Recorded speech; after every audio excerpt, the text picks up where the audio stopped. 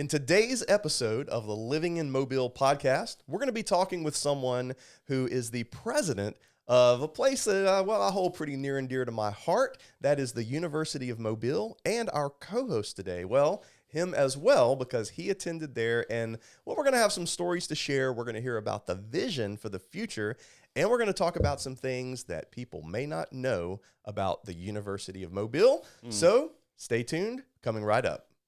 G100 FM plays more of your favorite songs. We're Del Shams, Where the proof is in the pricing. Super Savings Store. Hoffman Furniture will approve your credit. You're listening to I want to know where to go.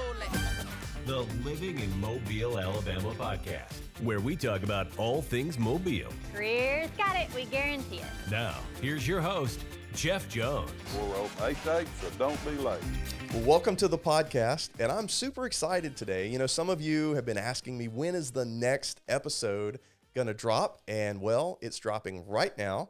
We've had a lot going on in Mobile, and so I'm excited to start the second season off with a special guest. And you may notice something a little different today. Avery, the co-host, is not with us today. We have someone else with us, my good friend, Brett Burleson, who I've known for many, many years. Brett, thank you for joining us today. You're very welcome. Yeah, I'm sure a lot of people are looking, going, man, what has happened to Avery? She's really taken a downward turn, but it's not. It's just me. But she will be back in the future. But I wanted to bring Brett on because he's going to have a unique perspective in talking about some of the things we're going to do today, and that is with our very special guest, the Dr. Charles Smith, the new president at the university. Just Chuck. That's it, Mr. C, at the University of Mobile. Right. And man, it is an honor to have you here. It's good to be here. Well, thank you, Thanks thank for you. having me. At the home studio that we've got here. That's right.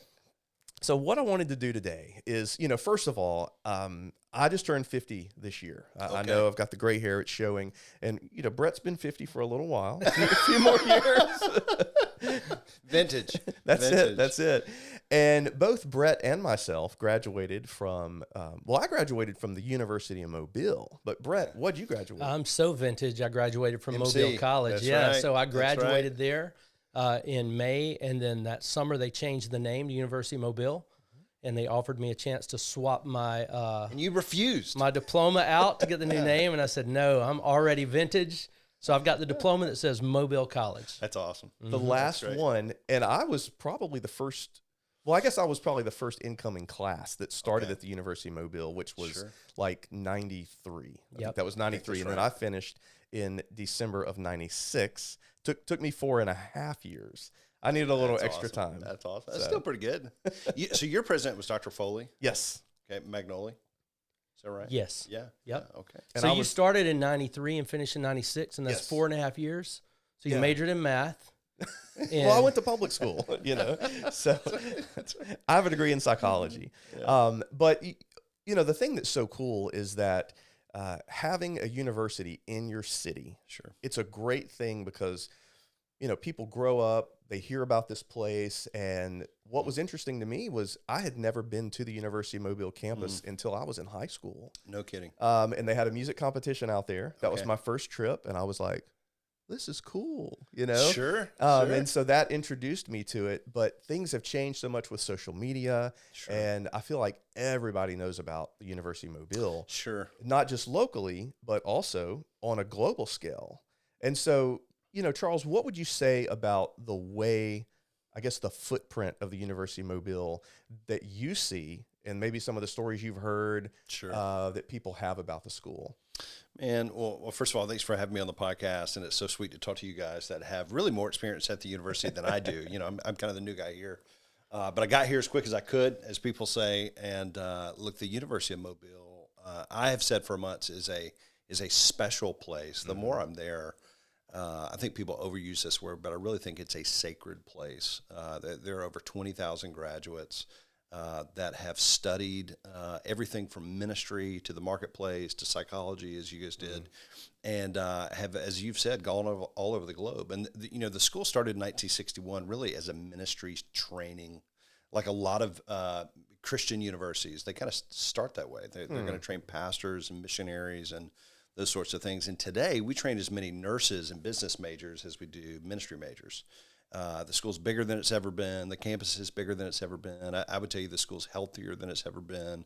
And it's truly a proper, as you guys mentioned, it went from a college to a proper university. So it's a really diverse institution, and we're just grateful to God. It's a neat stewardship to steward the name of Mobile, to carry that. Mm-hmm. There's something about that. In fact, this morning I had breakfast with the mayor and got to talk about some of that and their excitement of what's going on at the university. So we're just grateful for all of that. So yeah, thanks for the question. Well, and one thing that you mentioned that, as far as the size of the school, that's the thing that most people don't know. I mean, we're talking, this school is massive in terms of acreage, right? Yeah, close to 1,000 acres. Yeah, it's a huge part of the city. Yeah. Yeah, it's gorgeous. I mean, it's a gorgeous place. Yeah. Were you ever, Brett, were you ever much into what is it, the Frisbee? Or did like you disc golf? Disc golf? No, it really wasn't going on. I did the intramural sports, and they had built the, like the sand volleyball area when I was there and all that. So I took plenty of advantage of those places. I was a lifeguard there at the pool. Oh, yeah. For 2 summers. The pool's amazing. And that's a good story one day. The first day of me being in the office, somebody just walked into I'd never seen this person before, walked into the office. And he said, "Hey, my name's so-and-so. I won't out him here on the podcast, but I'm building your second disc golf course," which I didn't know we had a first disc golf course. Huh. But actually, our disc golf course, this is kind of random, is like nationally ranked. It's a really good course. Mm-hmm. And so anyhow, we're really proud of that. So. That's pretty amazing. Yeah. A little side note about the city of Mobile that some people may not know is speaking in terms of size of, I guess, what would you call that? Athletic facilities. Yes. We have if not the largest, one of the largest tennis facilities in the entire world. Wow. Did you know that? I didn't know that. I mean, we have a big one on campus, but that's probably not it. Oh, it's got over 60 courts. Wow. I looked it up. It's over there by the park. Sure, I was like, I've lived in Mobile my whole life and did not the Mobile realize Tennis it. Center? Yeah. Yeah. So I was a tennis player. In fact, I played at there you go. played at Mobile. Okay. And so in high school, that was where we had what we called sectionals. It was a big thing at the end of the year. And it was a big deal because I was from Satsuma, which I thought was Mobile at the time. and you learned. Yeah, I was like, man, this is a big city out here. So yeah, those are nice. The Mobile Tennis Center is nice. That's awesome. Now I'm part of the pickleball cult. I was about to say. Yeah. Okay. Have you played, Charles? Have you played pickleball? Yeah. But all my friends that are getting my age and older are starting to kind of phase out because so many guys are blowing their knees. Ooh, have you heard this? I have a lot of buddies that are like hardcore pickleball guys that are increasingly going, man, my buddy, tore his ACL, and which is, it's tough to ride one of those little knee scooters for 6 weeks just over pickleball. It's just not worth it. That's not a great sacrifice. But I'm convinced as to why, because Keller Williams, the real estate agency where Brett and I are both at, we had our team meeting there at Surge Entertainment a couple months ago, and they had indoor pickleball courts, which I never knew. They're awesome. And I played for the very first time. And I remember thinking, see, pickleball, it kind of tricks you. Oh, sure. I've had a little history in tennis. Yeah. So, I mean, I'm okay. Man, I got out there on the pickleball court, and I was like, dude, I'm pretty good. Yeah. And now, I say that, and let me preface it. It's not that I have this great athletic ability. Sure. It's that the way pickleball is designed with the slower ball, sure, all those, it gives you an opportunity to actually be better than you actually are. No, that's right. And so I can see that, thinking out, man, I'm really good at this. Bam, knee blows out. That's right. And so that's right. I can understand that happening. I can see that happening. I heard somebody say one time that every great sport, I know we're off topic here, but every great sport is easy to get into and impossible to master. So you think about ping pong. Anybody can pick up ping pong, but to get really good, it's another galaxy. But I would say tennis is actually not that way. To me, tennis, you can hit the ball over the outside of the court pretty easy. But with pickleball, you got to be pretty outside of the norm of athletic ability to not be able to kind of manage that game a little bit. Yeah, it's a brilliant game, and there are many places that are doing that in Mobile. So. I get a lot of comments about people listening to the podcast, and they'll say, hey, I was down in Mobile, we were looking at property. We live in Birmingham. And so I I like binged all of the episodes on the drive back. And so there are a lot of people that are looking for insight into what Mobile is like. And what I will tell you is the city of Mobile is really stepping up their game with putting pickleball courts that are open to the public, but also there's this new indoor facility that is coming about right at the corner of University and Airport. It used to be a furniture store. Lanyap. Lanyap, that's right. Wow. And so they're going to be indoor pickleball. I won't be going because I'm... Yeah, it's called Pickle Rage. Pickle Rage. Pickle Rage. Okay. I didn't know this. Okay, so good to know. It's coming. So we're going to reel this back in here and talk about the school. But what I wanted to ask you is, you know, what are you most excited about? Because let me set the tone, is that when I was going to school, obviously there was no social media regarding the school. Sure. But man, I've been seeing so many things. You know, we've got this going on, this going on, this going on, which is incredible. Like there's a bit of excitement going on. And so obviously you guys are doing some of that intentionally. Sure. But share with us a little bit, you know, like what are you really excited about moving forward? One of the things I'm really excited about in Mobile is just the growth of the city. If you go to chamber meetings, both in Saraland and Mobile, both, if you just look at the stats about the way the city is growing, the port, the things happening with Airbus and cruise terminals and the airport and, you know, all these different things, we really are coming into a sweet chapter of the city with economic growth and in our corner of the city in Saraland, it's just exploding. And you know, there are small town explodings that happen. And so for us, you know, that we're getting a Chick-fil-A and there's, you know, new Publix coming in and there's going to be a new, you know, this restaurant and this restaurant. But it's amazing. It's just a sweet, sweet city. We have loved it. You know, we get to kind of compare it to Birmingham, Montgomery, because that's our past. And I think one of the things that's unique about Mobile is obviously the water, the bay, Daphne, Fairhope. You just have so much around us to enjoy. It's big enough to have all the things you want. It's small enough to not have the things you typically don't want. So that's kind of the city. Man, as it relates to the university, we just have such a vibrant college scene here in the city. And there's general goodwill with all those college presidents. South, man, they were the first people to reach out when I was elected. The folks at Spring Hill, same with Coastal and Bishop, all those folks are together wanting to build the local workforce. So we're really excited about that. At the university, we're particularly excited about being distinctly Christian. And so for us, we use the phrase, we want a sincere and winsome commitment to God, His Word, and His mission. And for us, that means, hey, we really do believe the Word of God is a good thing for us. We believe we're created for mission and ministry and those sorts of things. So that's a unique thing we offer at the University of Mobile. And we're genuinely excited about it. And we're not mad about it. You know, a lot of Christians in 2024, we're kind of raging against culture. That's just not who we are. We're sweet, happy people at the University of Mobile, but we're different in that way. And so we are fired up about training young men and women to go out into the world with integrity, with character, but also with incredibly strong gifts in their respective fields. And so we're excited about that. We have more degrees than we've ever offered, more programs than we've ever offered, and almost all of them are really growing and vibrant. And so it's a sweet season. I've only been here 6 months, so I'm still learning what I'm excited about. But everything I've seen, everybody I've met has just been incredible. It's been awesome.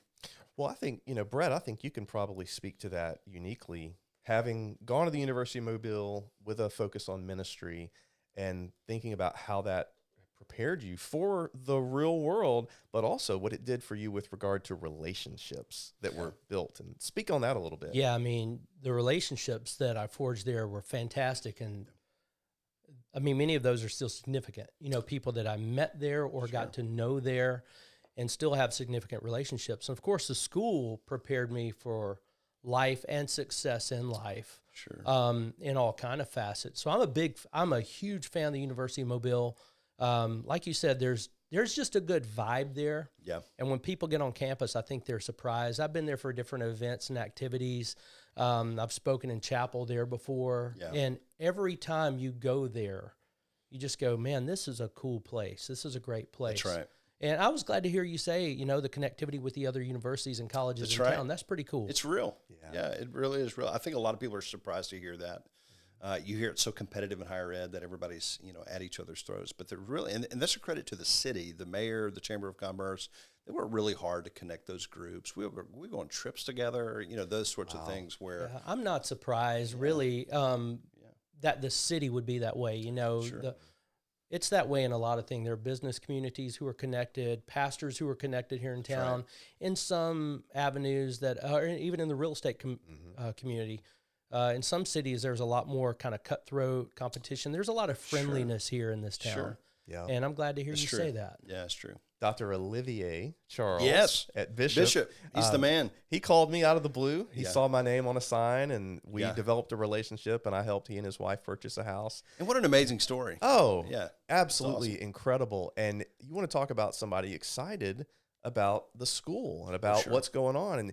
And I see him post constantly about, hey, we're excited about this going on and this going on. That's right. And you're right. It's the city of Mobile, the umbrella that the city provides Sure. for those elements that are under that umbrella That's to right. thrive. That's right. So, hey, but, talking about exciting, one thing, obviously, with my background in music, we just need to put a break on it right now and say, let's talk about that studio. Oh, it's amazing. At the school. It's amazing. I mean, the University of Mobile has a world-class studio. Sure, that's right. Yeah, if you know anything about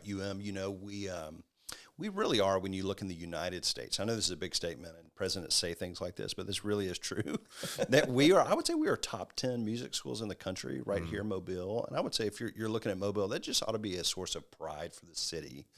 Yeah. It is really a hidden gem. We have one of the largest piano programs in the country, which is an incredible thing. So that's just incredible. But the studio in particular, I am told, and I have no reason to doubt this, that is the nicest studio south of Nashville. The nicest studio south of Nashville is at the University of Mobile. It's state of the art. The building was built for that. It's all these weird angles and noise suppression things. And you've been in it. Yeah, it's incredible. Yeah, I was blown away. And what's interesting is the Dr. Roger Breland. That's right. Having lunch with him today. Right. Are you? Oh yeah. So he, for anyone that's involved in the Christian music world in Mobile, I mean, Roger Breland's like the Elvis Presley. I don't know if that's a good. He's a big deal. I say he's Roger, sorry. I say he's the Christian, and I've said this to his face. He's the Christian Simon Cowell. Oh yeah, that's what I think. Absolutely. Roger. He's like kind of behind the scenes, making sure everybody. But man, you can trace so many Christian artists, including yourself, in some indirect way, back to, in part, Roger Breland's influence and support and leadership. We just had Christmas Spec this week, and so many people in Mobile. We had close to 10,000 people come to this thing. Wow. It's incredible, and it was my first one. But one of the things I thought about walking away from that, watching Roger Breland on the front row, is this really kind of is Roger Breland's baby. Yep. And, my PhD's in leadership, and so I think in the leadership world. But, man, what an amazing testament to this guy's influence, that here we are 22 years later, and he's just on the front row kind of observing this, not actively managing it. It's just, it works, and it happens, and it really started with his vision. And he's still very active. In fact, our lunch today is talking about Roger at the first number is an 8 in his age, and he's getting around. We have to pull Roger back, not push Roger forward, which is a wonderful thing. So. Yeah, I was at the show the opening night, and I didn't know that he was there. But if he had not been in the room, I still saw his thumbprint all 100%. over that show. Isn't that sweet? It is. And, I was involved in the music program back in the day. Oh, yeah. So back then, we had one touring group back then. And it was called Vision. So I was in Vision. Jeff was in it. Yep. After I graduated, moved on, he came in. Then they got actually, better and good. But but even back then, he would come in from time to time as a guest coach in some of our rehearsals. And so even back then in the 1900s, yeah, that's right. I'm from the 1900s. Even back then, he was there putting an imprint on the music. But you're right, the music school at the University of Mobile, I mean, people would be dumbfounded to know how much talent is in. What's the student population at University of That's Mobile? about 2,500. 2,500. Yep. To have that many skilled, kind of jaw-dropping performers. It's unbelievable. At a school that size is unbelievable. Sure. But yeah, that's to me, of all the things about the University of Mobile, the nursing school being one of them, but the music school. That's right. Is unbelievable. Yeah. No, Well, that's right. and so I was in the group Vision as well. I played the drums. Of course, Brett was the singer. Had a greater impact there. But one of the things that was interesting is to see how that has grown from that one group. And, we have to give a shout out to Herman Shoemaker. Oh, also man, Mr. being, Shoemaker. kind of over vision, what a great visionary that he had in kind of helping organize all of that. Sure. But I will never forget the greatest memory that I have. And, I hope I don't let some people down with this. This is not deep. This is not spiritual at all. But my greatest memory of being in the group Vision was that we had 2 vans. Okay. We had the people van, and then we had the gear van. Yeah, sure. And they were old Ford Econoline with the light blue writing. Only the best. That's right. Provision. Only the best. And one of those vans, which was the equipment van, it had a problem with backfiring. Okay. Now, I know where this is going. what I'm about to briefly reenact for you is the truth. There is no exaggeration. This is exactly how it happened on countless occasions. So, what we affectionately call the Dolly Parton Bridge, that heading into Mobile, that was our favorite place to do it. Yeah. And so what would happen is you would have the people van up front with all the singers and everybody in it, and then you'd have the equipment van. So it'd be usually 2 people riding in that van together. And so what would happen is the van was very responsive, and so you would floor it and give it about 7 or 8 seconds, and then Get your backfire. bam, just let off the gas very quickly, and then all of a sudden you'd wait 1 second, and then boom, and it would shoot a flame out the side of the tailpipe about this long, and it would, quote, light them up. That was what we would use. So this is before everybody had these cheap cell phone plans. Sure. We would use walkie-talkies. Yeah. And so I have a memory of us in the front van calling to the back of the van, and we'd say, hey, look. To light you up.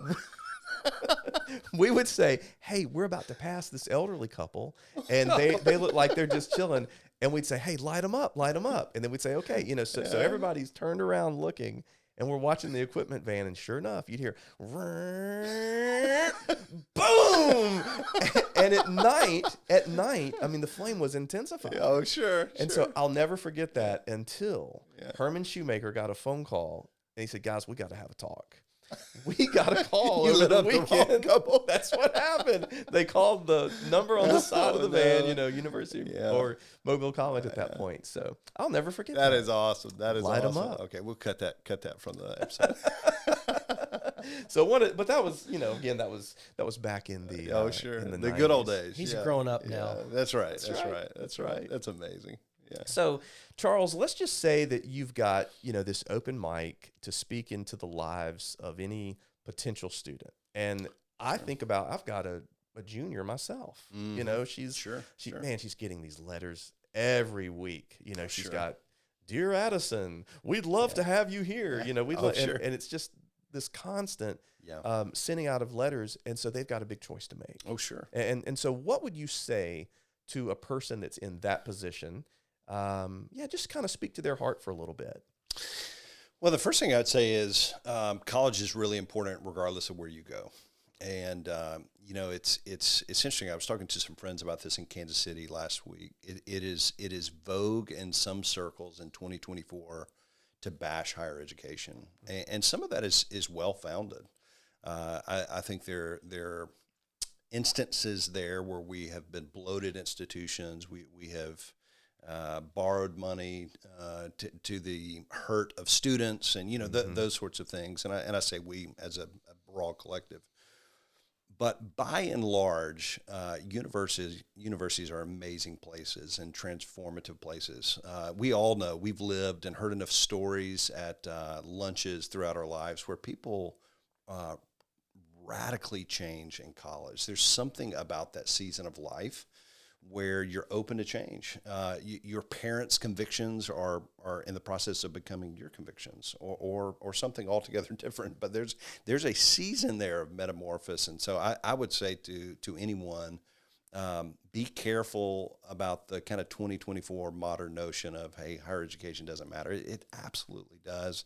And even from a financial standpoint, every study shows that the investment in higher education is just incredibly important. And now often people don't end up studying what they got their degree in. You guys, I've heard psychology in the room today, and but now you're wildly, both of you guys are wildly successful real estate agents, and your spouse may not say that, but by any measure you are, and we'd be really proud of that, and are at the University of Mobile, because we helped shape you in that. And we would think, hey, we helped shape your worldview and how you see the world and how you see history and how you understand other humans, and what do you think about integrity and those sorts of things. So I would just say generally pursue higher education to the extent you can. The second thing I'd say is I'd want people to do that responsibly and affordably. That's part of this conversation last week. All our friends have kids your age, and we do as well, that are beginning to get those letters and think through, do we really want to spend $50,000 a year for Johnny to get X degree, an accounting degree? And by the way, that's not what the University of Mobile cost. But I would say even still, it's a wise investment. But as you do it, think about doing that responsibly. I worked almost, I've done an undergraduate, a graduate, and a doctoral degree, and I worked through all three of those degrees and paid for them. We had a little help from our family on the undergraduate, but not much, and I graduated with no debt. And it's very possible, and I think a lot of people think you can't do that. So I'd want parents to hear, whether you're looking to go to school in Mobile or anywhere else, that it's totally possible to do that. And don't buy into the lie that you're going to be straddled with a lot of debt if you don't desire that. Then finally, as it relates to UM, I think we just have something really special. I started the program talking about that there's something special and even sacred that happens at the University of Mobile. We come at that from a spiritual perspective. We're Christians, and we're clear about that at the University of Mobile. But I would also want people to know we have some of the highest test rates and pass rates in almost all of our programs. Yes, we have a huge medical program. We have a big music program, but our business school, for example, is the second largest college at the university. There are hundreds of guys and girls studying accounting and MBAs and those sorts of things. And their pass rates on some of these major tests are some of the highest in the state. It's really remarkable. So we're really excited about that. I think for every student, you have to ask questions about what environment's best for you. Some students, they want to go to a major state university. They want to be around 60,000 kids, and that's great. Like, we would celebrate that. That's great. Other people prefer smaller class sizes and a smaller community, and that fits them, and that's kind of more who we are. We think there's some distinct advantages to that come with obviously being in Mobile and then Saraland, but also just having, our average class size is 20 students. You're not in a massive auditorium with 200 kids kind of have fallen asleep to a lecture. We don't, and I'm, again, not knocking that. That's just not the University of Mobile. We really do know our students. It's kind of a sad thing, but we lost a student last week. We had a student pass away on campus, tragically, one of our athletes.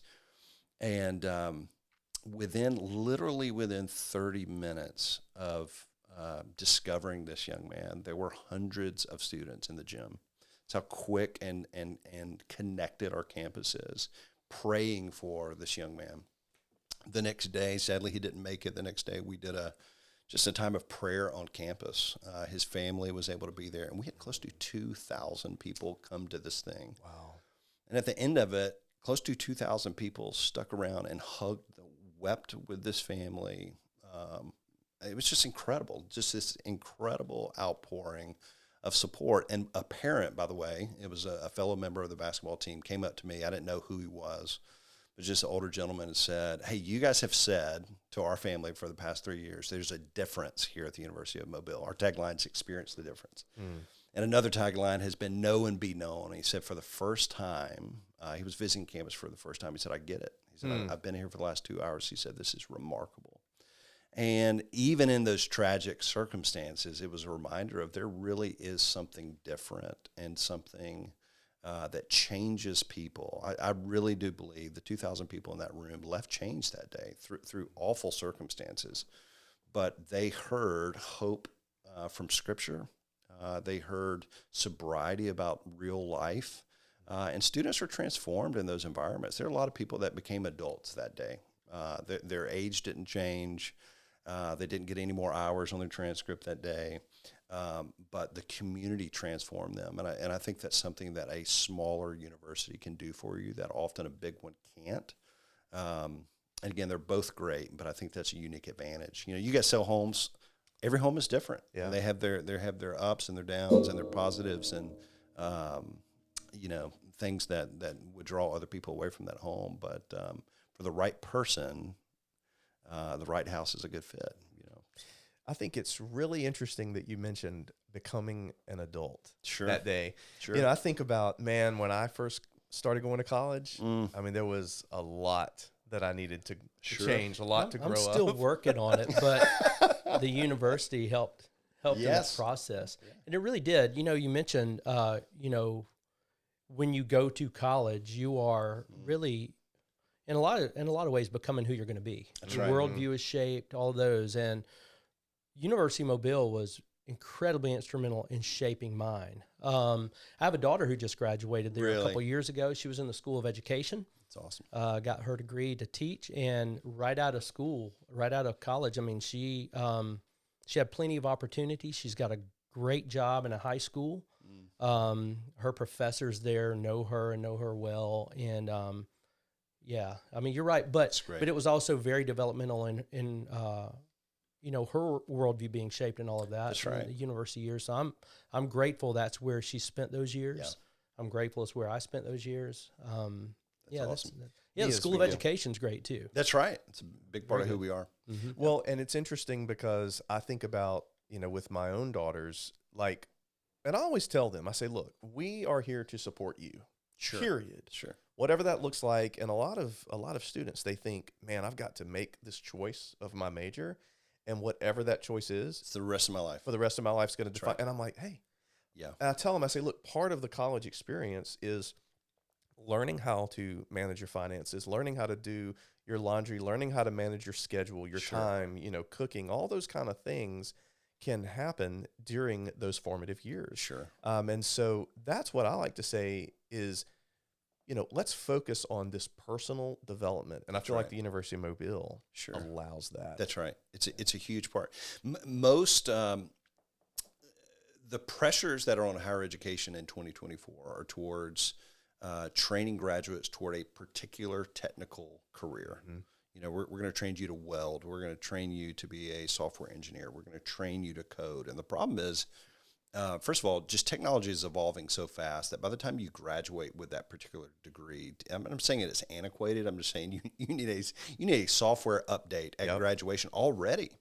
And so I historically, the way higher education is thought is half of this process of change and equipping is really what C.S. Lewis would say is forming the chest. You know, what are our convictions? What are our passions? What do we think about integrity? What do we think about fundamental tenets of society and politics and, you know, all those sorts of things? And those are the things that will inform whatever career you go into. And so, I always encourage students, think as generally as you can early on, and just knock out all your Englishes and histories and all those sorts of things. And as you do that, you're going to have a professor in history that just really taps into a passion you didn't even know you had. And as that happens, and you go, man, I've actually never thought about education, but now, and oftentimes you've saved yourself a lot of time, and ultimately maybe your parents, you know, a lot of time and some money. Yeah, that's right. It's a big deal, and I think being open-handed, so to speak, also on your calling or your particular career path, and say, hey, I think I'm feeling drawn to this particular thing, and see where that goes.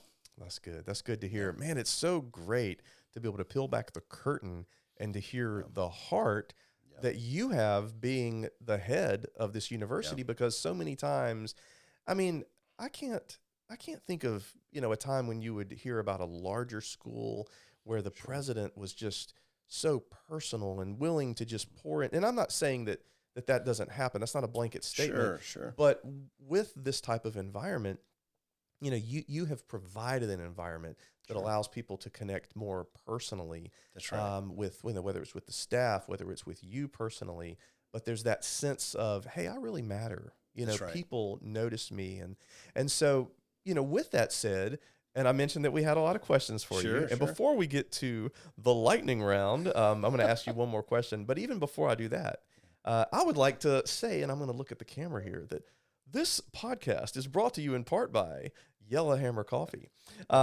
So have you had Yellowhammer Coffee? Okay, so I had it for the first time a couple of weeks ago, and I love it. I'm a huge coffee snob. Okay. I love it. I'm so excited they're here in the city. It's so different. I'm for this sponsorship. Yes, absolutely. We support this.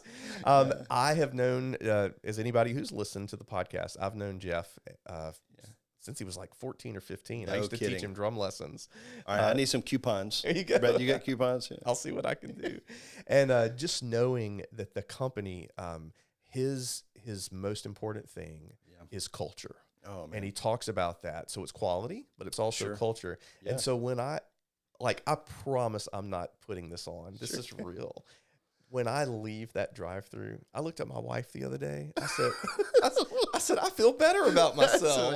I mean, having that interaction with one of their team members was just such a cool thing. So, and I know we're kind of making light of it, but it's also a real thing. You know, there actually is something to that, and I think that's true of how you guys conduct yourself as realtors. And I'm not trying to flatter you guys, but I think that's true too. You know, I believe God gives certain people with particular gifts, and some of that is hospitality and how you just treat other people.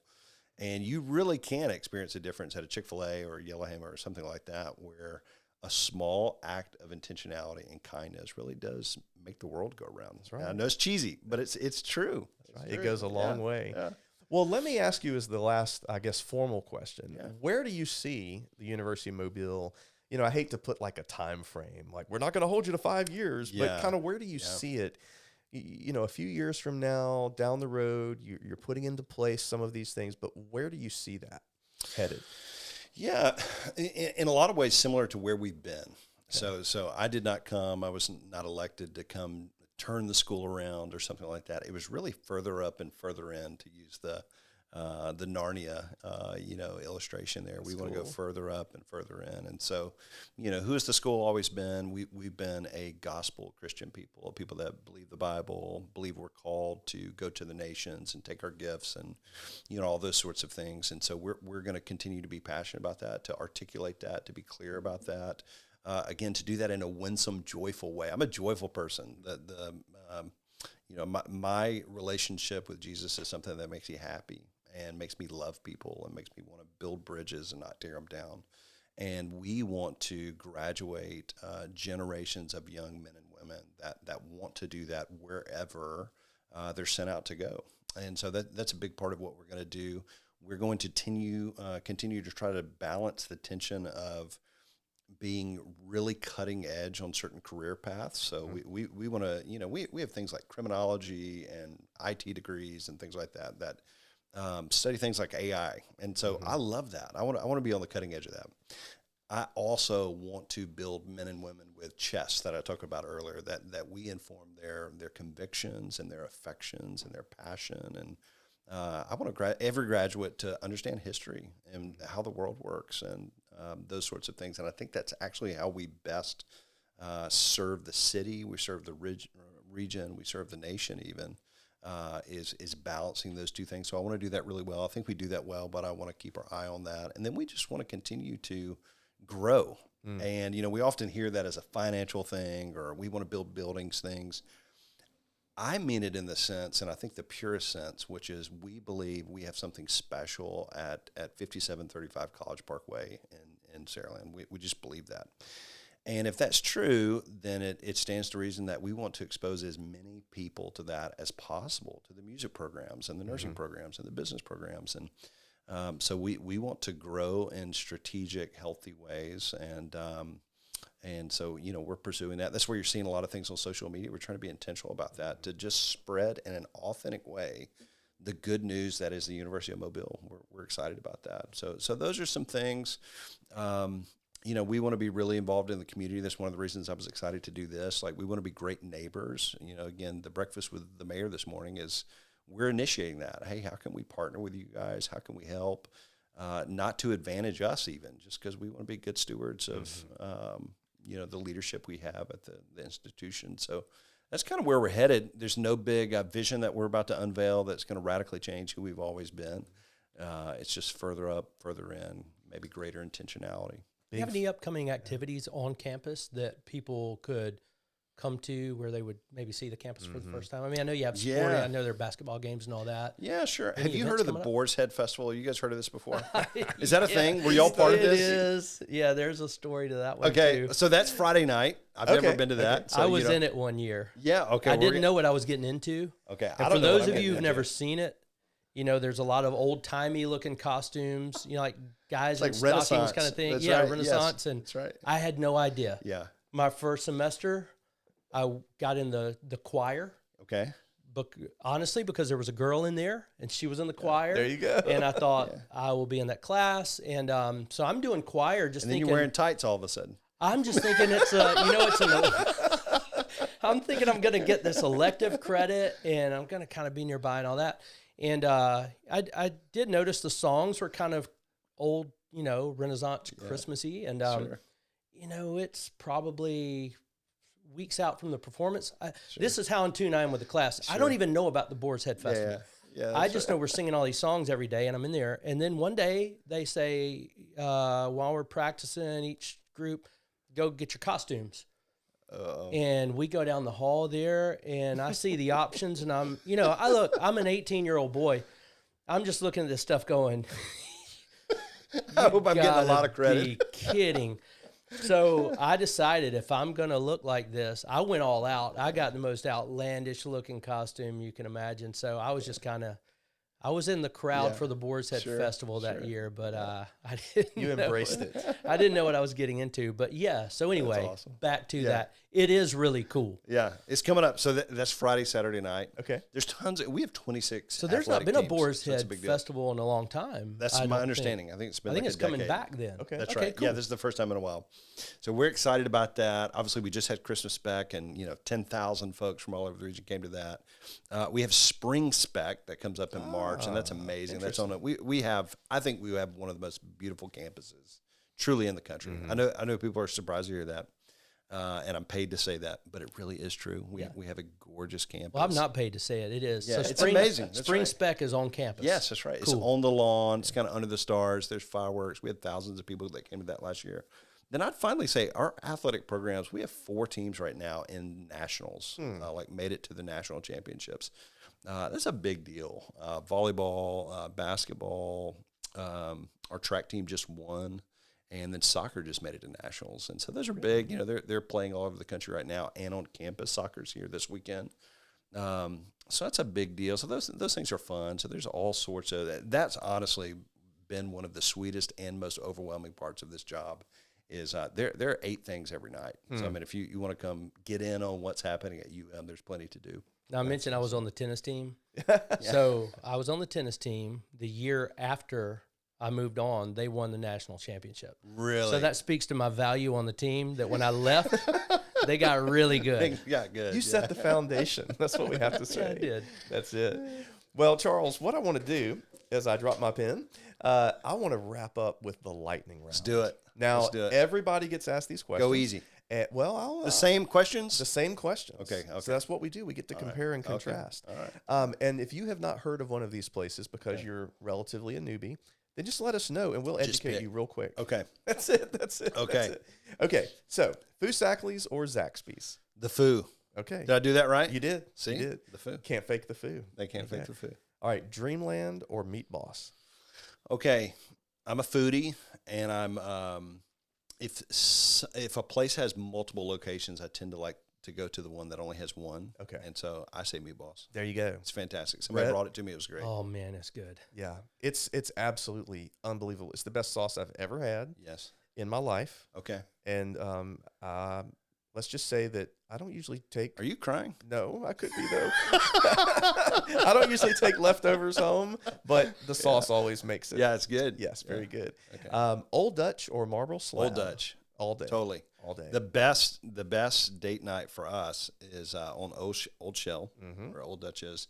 We go to Taco Mama and then walk across to Old Dutch. It's a pretty good night. Nothing like it. Yeah, it's great. All right, Cravers or Original Oyster House? Okay, I've been to Original, never to Cravers. What do Okay. y'all say?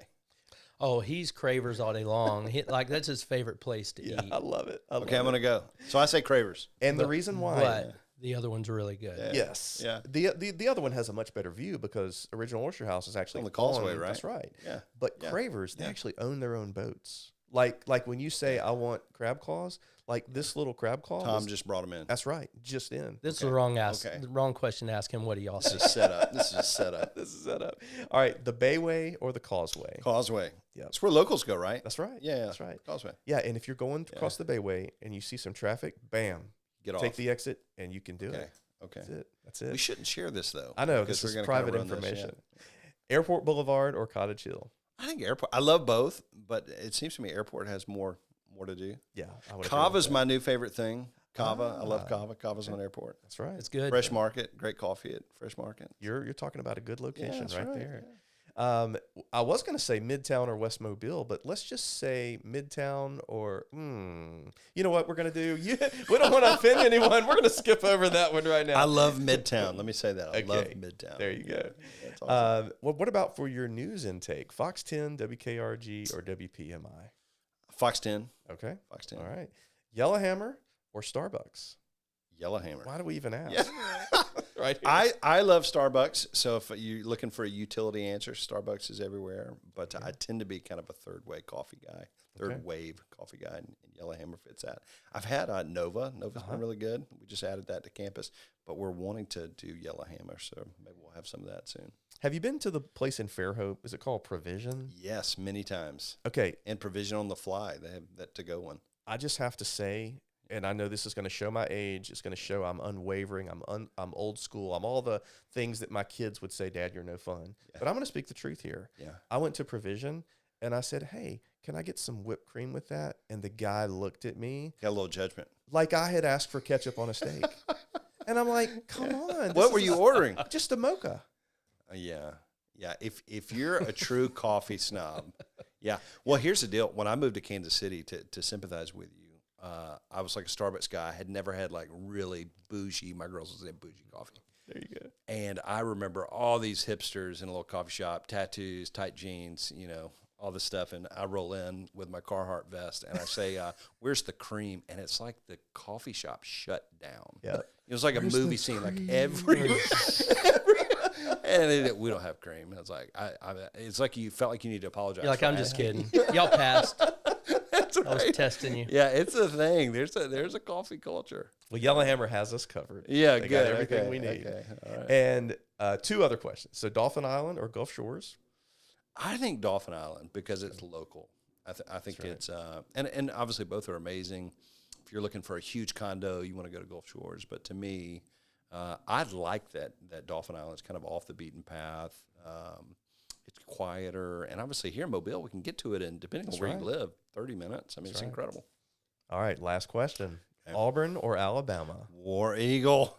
It's been a tough week for It has been. War Eagle. Yeah, but we're not mad about it. Nope. If you're an Alabama fan, we love you too. No. And I may have shared this in the past, but my daughter went there for a while, and when we went to the parent kind of get to know you day, Yeah, sure. man, I'm sitting there in the stands, and I looked around, I looked at my wife, I said, I get it. I kinda I mean, get it. I'm Yeah. about to drink this Kool-Aid That's up right. in this place. Yeah, And then she transferred to South Alabama, and I just it's been great.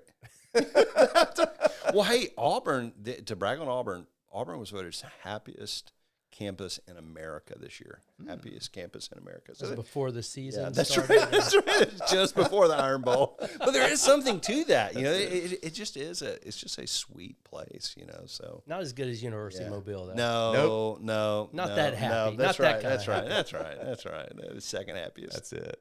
Well, Charles, thank you for Thank being you. our guest. Yeah, thank you. This has been a treat. Brett, and thank you for joining me in the co-host Glad to be today. here. Absolutely.